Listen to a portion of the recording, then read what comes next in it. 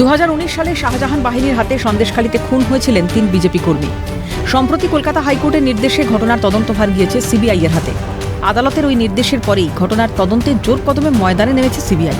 বুধবার কেন্দ্রীয় বাহিনীকে সঙ্গে নিয়ে সিবিআই এর একটি প্রতিনিধি দল প্রথমে মিনাখার এসডিপিও দপ্তরে যায়। সেখানে তারা ওই ঘটনা নিয়ে এসডিপিওর সঙ্গে বৈঠক করেন। তারপর তারা যান সন্দেশখালীর ভাঙিপাড়ায়। সেখানে তারা নিহতদের পরিবারের সদস্যদের সঙ্গে কথা বলেন।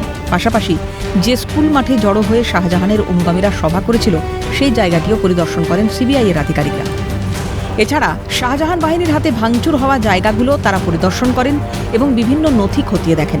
পাশাপাশি গোটা বিষয়টির ভিডিওগ্রাফিও করা হয়। সিবিআই এর এই তৎপরতায় স্বভাবতই খুশি নিহতদের পরিবারের সদস্যরা। যারা এসেছে আপনারও দেখেছে, ঠিক আছে, আমরা আইনের ব্যবস্থায় গিয়েছি, আইনে যেটা হবে সেটা মেনে নেবো। আমরা এটা চাই। যেখানে আমার দাদা সুকান্ত, ভাই সুকান্ত এবং দাদা প্রদীপ মণ্ডলকে মেরেছে এবং আমার ভাই দেবদাস মণ্ডলকে কেড়ে শেখপাড়ার মধ্যে নিয়ে গেছে, সেগুলো দেখা ওখানে মেরে আমার ভাইকে লপাট করা হয়েছে। কি মনে হচ্ছে? এবার আমরা আশা করছি ন্যায্য বিচার পাবো এবং আমার ভাইয়ের দেহ উদ্ধার হবে, এটা আশা করছি। আজকে সিবিআই এসেছিল আমাদের বাড়িতে, সব জিজ্ঞাসাবাদ করলো এবং আমাদের দাদা প্রদীপ মণ্ডল সুকান্তকে কোথায় মেরেছিল, দেবদাসকে কোথায় নিয়ে লুকিয়ে রেখেছিল, তারপরে তাকে মেরেছিল, কিভাবে বাইকে টেনে নিয়ে গিয়েছিল, সেগুলো খতিয়ে দেখলো।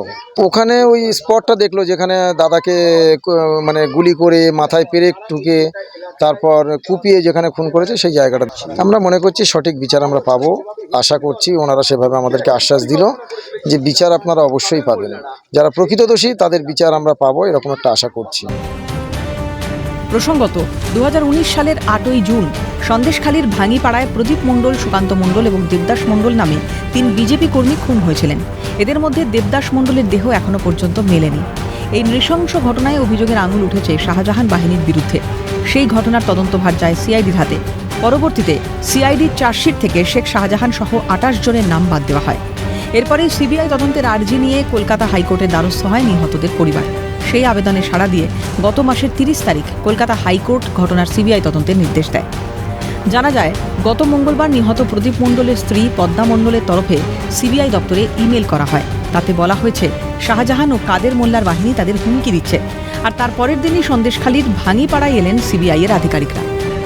সিবিআই এর এই তৎপরতায় দোষীরা দ্রুত সাজা পায় কিনা এখন সেটাই দেখার। শামীম মোল্লার রিপোর্ট, ক্যালকাটা নিউজ।